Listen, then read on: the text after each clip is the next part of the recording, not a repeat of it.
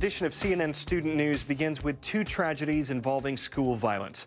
There are 7 schools in Danvers, Massachusetts. Yesterday, officials closed all of them. That happened after the body of Colleen Ritzer, a math teacher at Danvers High School, was found in the woods behind the school. A 14-year-old has been charged with the murder. Students described Ritzer as an excellent teacher who wanted to help anyone in any way she could. The school said Danvers will feel this loss for many years. The news from Massachusetts came 2 days after a shooting at a middle school in Nevada. Authorities say a 12-year-old wounded 2 students and shot and killed a teacher before killing himself. Police officials say the teacher, Mike Lansbury, appeared to be trying to stop the incident when he was shot. They described what he did as heroic, walking toward the shooter and giving other students the chance to get away. Many of your schools have plans for dealing with violence. You might have practiced lockdown drills. Stories like this aren't easy to talk about. If you do want to talk about school violence, there's a post on our blog for you to do that. Students 13 and older can go to cnnstudentnews.com. Teachers, we've also included questions in today's daily curriculum to help you address tough topics like this in your classrooms. Is this legit? The U.S. Surgeon General runs the Health and Human Services Department. Nope, not true. The Surgeon General is in the department, but it's run by the Health and Human Services Secretary. That position is part of the president's cabinet. Right now, it's filled by Kathleen Sebelius. She was nominated by President Obama and confirmed by the U.S. Senate. But now Secretary Sebelius is facing some tough criticism. As the head of the HHS department, she helps create and implement the president's health policies. That includes the Affordable Care Act, also known as Obamacare. In Monday's show, we talked about some of the problems with the Obamacare website. CNN asked Secretary Sebelius about the plans to get it fixed. What can we tell people? Because, I mean, there's a little bit of a loss of confidence in this. So if you say as quickly as possible, that meant October 1st. Well, what we can tell you is that it isn't where it needs to be. We are 3 weeks into a 26-week open enrollment period. People are enrolling every day. Not as many as we would like, not at the volume we would like, and we will keep working on it until it is working as efficiently as possible. The president's legacy is part of this whole issue as well. I mean, has it been tarnished by what has happened? I think that what we need to do is see the enrollment figures at the end of March of 2014. That's when open enrollment ends. And what I know from what we're seeing in not only states that are run by the federal website, but states around the country, is that the interest is huge, that people are eager to have this affordable product, and that the product is there. Insurance companies have to compete for one another for people's business for the first time. It's time for the shout out.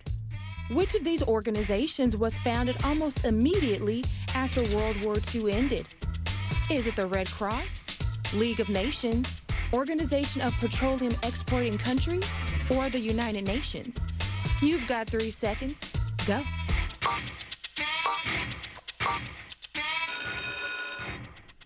The United Nations was established the month after World War II ended in 1945. That's your answer, and that's your shout out.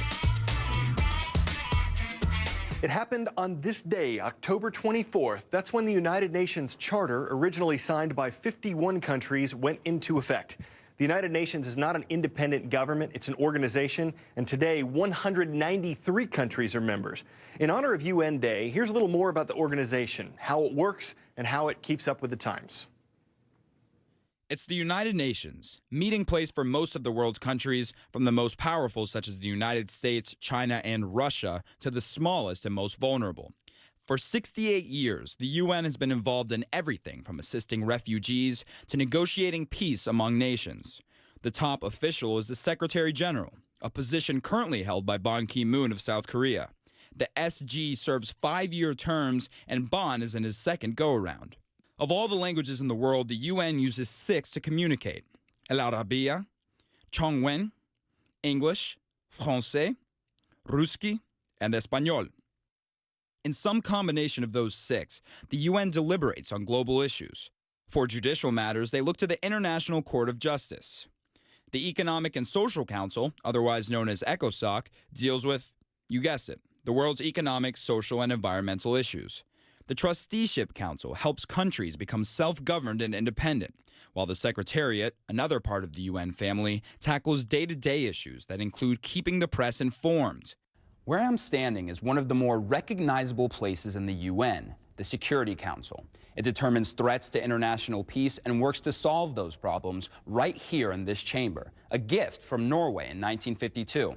And on top of that, this council selects the Secretary General, who is then formally appointed by the General Assembly, the main representative body of the UN. The GA, as it's called, meets from September to December every year, but the world's problems don't exactly follow the calendar.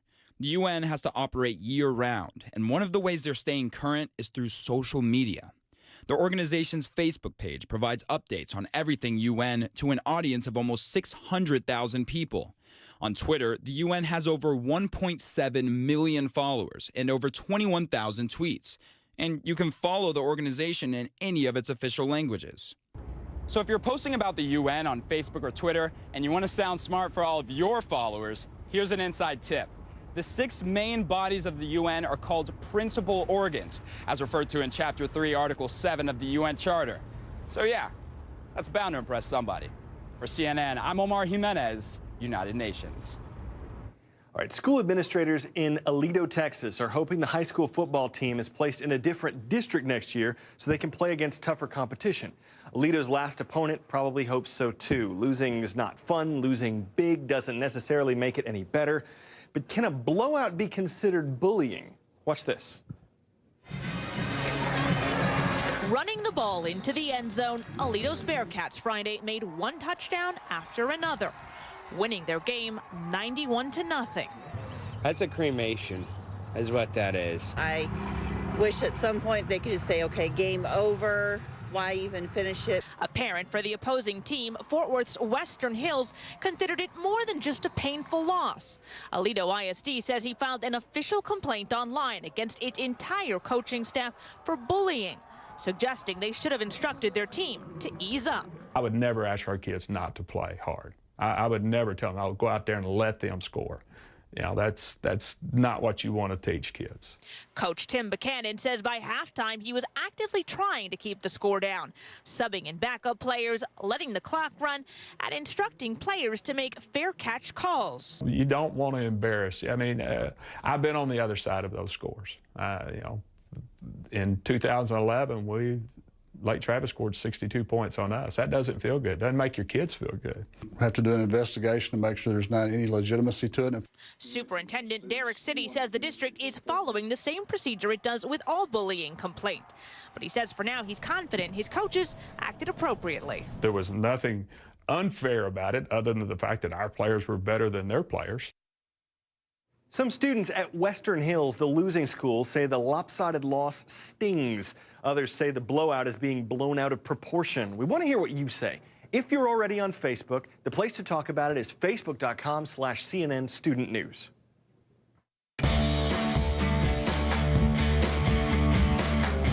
Mascots and schools in today's roll call are absolutely awesomely alliterative. Let's go to the map. Exhibit A, the Alma Airedales from Alma High in Alma, Arkansas. Out in Kaysville, Utah, the Davis Darts are checking out CNN Student News. And the East Arabs from Rockford, Illinois round out today's roll call list.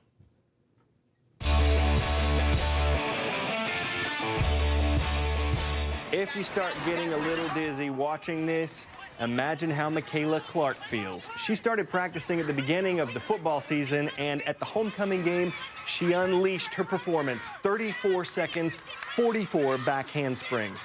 At one point, it almost looks like she was speeding up as she went. Her record-breaking turn beat the old mark by 8 handsprings. We don't have enough time to show you every single one, but I'm sure you can guess how her teammates reacted when she finished. They totally flipped out. That kind of talent could start a handspring revolution, but I'm sure she'll keep her feet on the ground and not let this newfound fame spin out of control. It's time for us to go, but we'll wind our way back tomorrow with more CNN Student News.